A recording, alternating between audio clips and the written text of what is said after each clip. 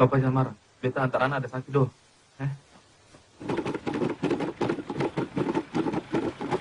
Untuk Ibu Guru Suster Maria.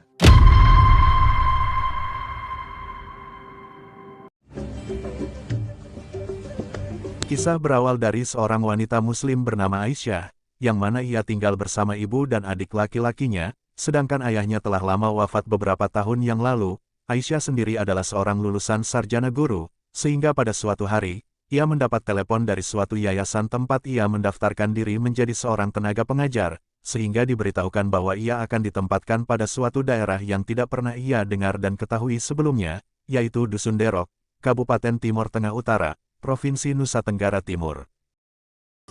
Sebaik-baiknya seorang sarjana itu kalau dia bisa menggunakan kepintarannya untuk kemaslahatan orang banyak. Iya, Wak. Aisyah mah nggak akan pernah lupa deh sama kata-kata ini. Aisyah? Dari mana ya ini? Alhamdulillah. Teteh itu ya ditempatkannya di tempat yang baru. NTT. Batalin, jauh atuh. Nggak mau ah. Teteh mah pengen ke sana pokoknya. Sedikit informasi, Nusa Tenggara Timur adalah salah satu provinsi dari 38 provinsi di Indonesia, memiliki 21 kabupaten dan 1 kota, diantaranya Kabupaten Belu, dengan ibu kota kecamatan bernama Tasifeto Barat, berbatasan langsung antara NKRI dengan negara Timor Leste.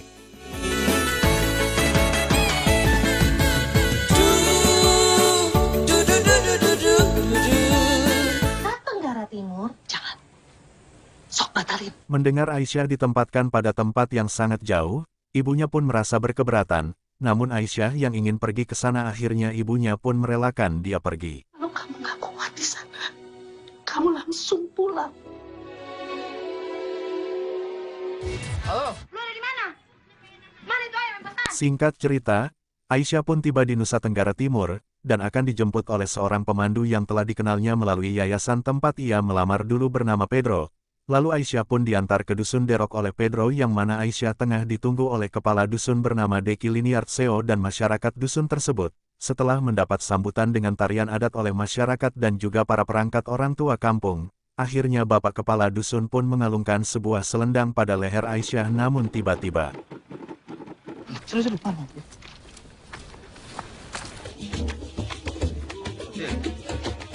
Go. Biasa.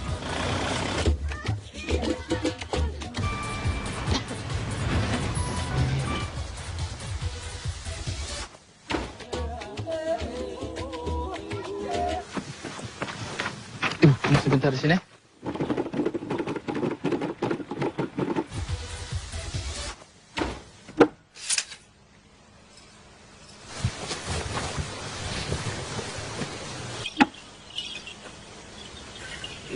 Ibu Guru Suster Maria.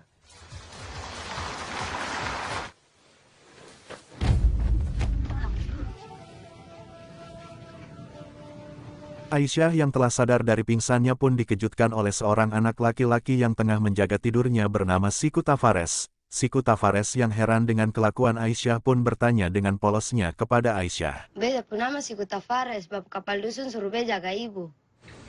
Ibu Guru Maria takut Bunda Maria kok. Ibu Guru punya patung Bunda Maria. Sekarang. Orang tunggu. Sementara itu, di halaman rumah Bapak Dusun tengah berkumpul Bapak Kepala Dusun dan masyarakat Dero untuk makan malam bersama Aisyah, sehingga tiba-tiba Pedro pun datang dan menerangkan kepada Bapak Kepala Dusun tentang Aisyah, bahwa Ibu Guru Suster Maria yang telah ditugaskan yayasan batal menjalankan tugasnya di Dusun Derok, sehingga digantikan oleh Aisyah. Sementara di tengah kepanikan Bapak Kepala Dusun dan masyarakat, Siku Tavares pun datang dan menjelaskan bahwa Ibu Guru Aisyah bukanlah seorang suster. Akhirnya dengan penuh bersalah Bapak Kepala Dusun pun meminta maaf Kepala Aisyah, dan makan malam pun dilakukan diawali dengan doa menurut kepercayaan masing-masing. Ibu Guru Aisyah agama Islam, dia bukan suster. Ini gara-gara sonda ada listrik. Ibu Maria juga bukan suster. Sonda tahu perbedaan mana kerudung Islam, mana kerudung suster. Lalu ikut makan bersama. Oh, baik. Mari, Bu. Mari.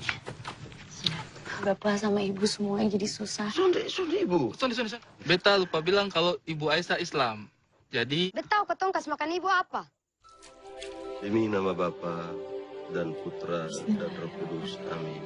Ketika pagi menjelang, Aisyah pun mulai bersiap hendak ke sekolah untuk mengajar. Setelah bersiap ia pun dijemput oleh Bapak Kepala Sekolah bernama Bapak Yohanes, yang juga adalah Kepala Sekolah SD Derok 1.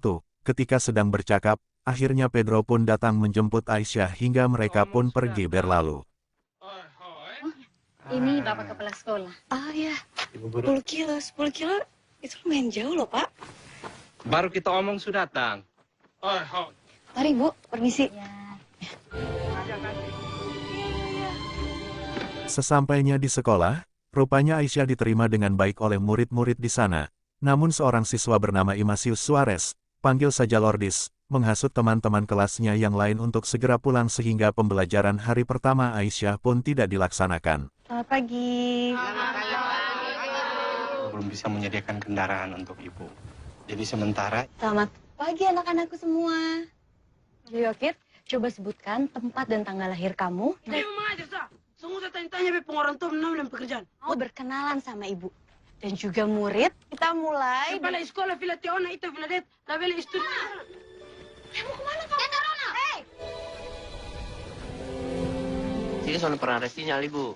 Kalau Ibu mau cari sinyal. Oleh karena masih terasa asing bagi kampung di sana, hari-hari dilalui Aisyah dengan penuh penyesuaian, mulai dari kebiasaan mencari sumber air bersih oleh masyarakat di sana sampai dengan kampung halaman yang masih jauh dari jangkauan listrik dan sinyal.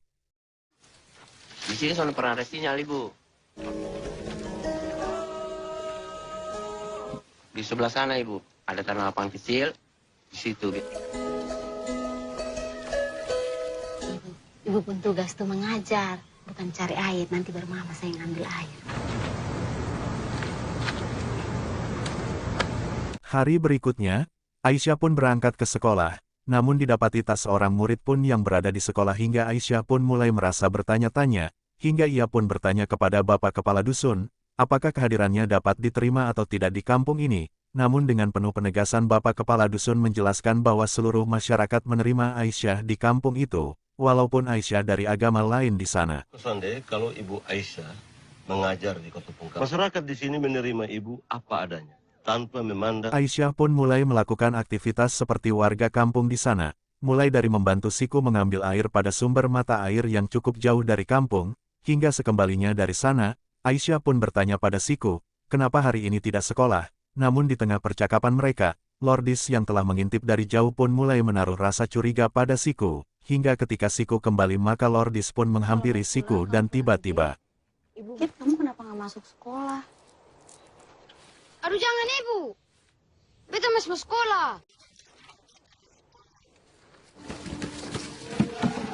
Kamu nggak pernah masuk sekolah sih?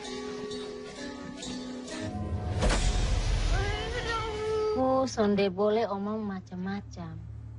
Keesokan paginya, ketika sedang mengajar di kelas, Aisyah menanyakan Lourdes pada teman-temannya, namun mereka menjelaskan bahwa Lourdes tidak masuk sekolah akibat memukul Siku tempo kemarin.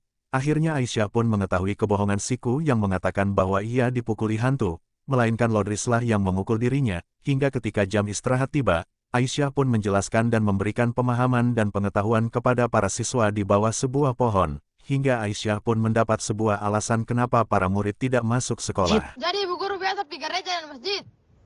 Ayo, siapa yang tahu? Ayo, Gilyokit. Pun agamanya berbeda-beda, semuanya berdampingan. Ibu mau ke rumah Lourdes Deva. Ada yang tahu? Itu kalau berlayar jauh, sampai di Ambon sana. Hari-hari dilalui Aisyah dengan penuh kasih sayang kepada para murid. Segala ilmu pengetahuan dan keterampilan yang dimiliki Aisyah sebagai seorang guru pun diajarkan kepada para murid dengan penuh semangat, hingga pada suatu hari Aisyah mengajak para muridnya berbelanja kebutuhan di sebuah pasar, dibantu oleh Pedro akhirnya mereka pun berbelanja dengan penuh semangat. Kamu bikin kayak gitu kan? Ya. Nah, kamu coba bilang pulang. Ya, ayo cepet. Mau naik. Bintangnya kalau udah, Gilyokit, kalau bintangnya udah selesai.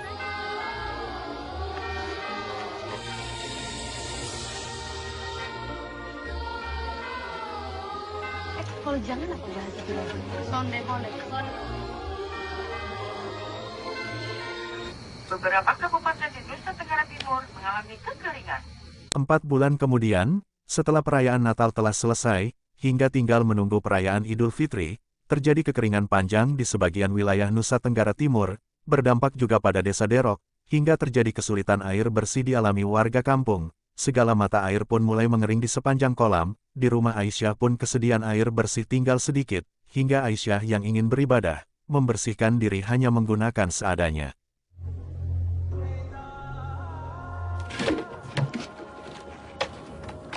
Air bersih tinggal sedikit, Sa.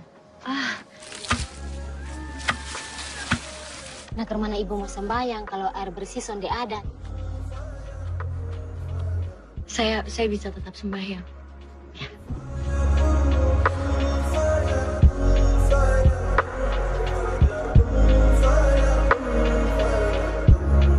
Jeffrey dan Andreas dong sampai masuk karena dong. Ketika di sekolah, melihat banyak muridnya yang hari itu tidak masuk sekolah, Aisyah pun mulai bertanya alasannya, sehingga setelah mendengar penjelasan para muridnya, akhirnya Aisyah pun menemukan ide dengan membuat penyaringan air bersih dengan menggunakan bahan-bahan alam, dibantu warga kampung dan juga Bapak Dusun. Akhirnya air kali yang keruh pun berubah menjadi air bersih. Iya, sehat. Mahaus. Sakit ibu. Adik-adik dong Ju. Banyak yang kena diare. Baru sedikit minum air bersih di rumah Suhabi.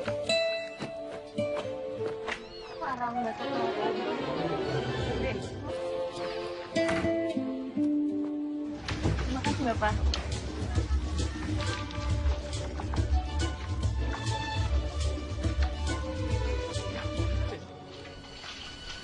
Putar!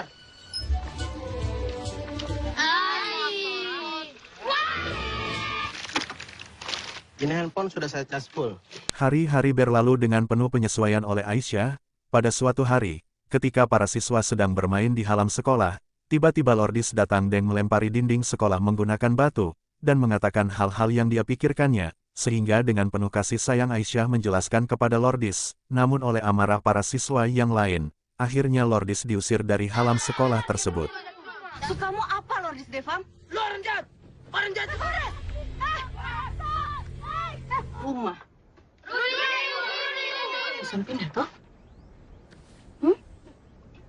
Aisyah yang tidak puas dengan penjelasannya kepada Lordis pun mengikuti Lordis sampai ke rumahnya, tetapi tiba-tiba ayah Lordis yang bertampang preman pun keluar dan mulai memarahi Aisyah dengan berbagai tuduhan, hingga ayah Lordis pun pergi berlalu menggunakan motornya, sementara Lordis yang mengintip di balik pintu pun segera berlari keluar menjauhi teman-teman dan juga Aisyah, hingga tiba-tiba ia pun terjatuh dan segera dibawa ke rumah sakit oleh Aisyah bersama teman-temannya, serta segala keperluan Lordis pun segera ditangani oleh Aisyah, sehingga Lordis pun segera menyadari kesalahan yang dia buat. Sementara itu ayahnya yang mendengar Lordis sementara dirawat pada rumah sakit pun segera menyusul Lordis dan mulai memaksa Lordis untuk segera pulang.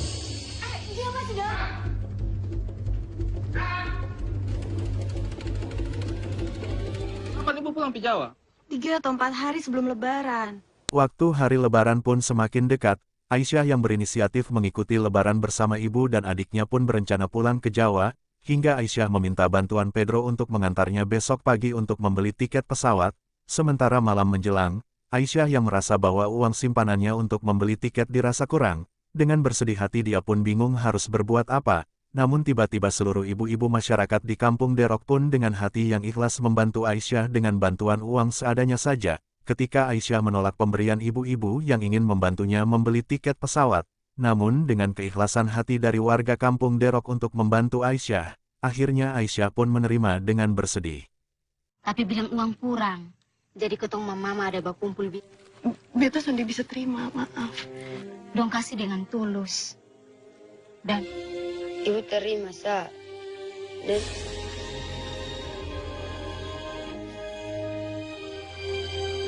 keesok paginya, Aisyah diantar oleh Tuan Pedro membeli tiket pesawat, dan ketika ditanya harga tiket, ternyata tiket mengalami kenaikan harga oleh karena hari raya. Aisyah yang membawa kurang uang pun pulang dengan hati yang sedih.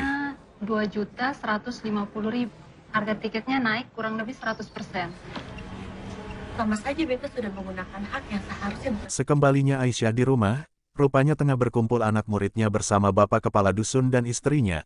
Aisyah pun keheranan, namun bapak kepala dusun pun menjelaskan kepada Aisyah, bahwa ada seorang pria dari Jawa yang sedang mencarinya, dan ketika pria itu keluar, seketika Aisyah pun sontak kaget bercampur bahagia. oleh karena tunangannya yang datang ingin menjemput dia untuk pulang ke Jawa. Ini pulang sama AA ke Ciwidey.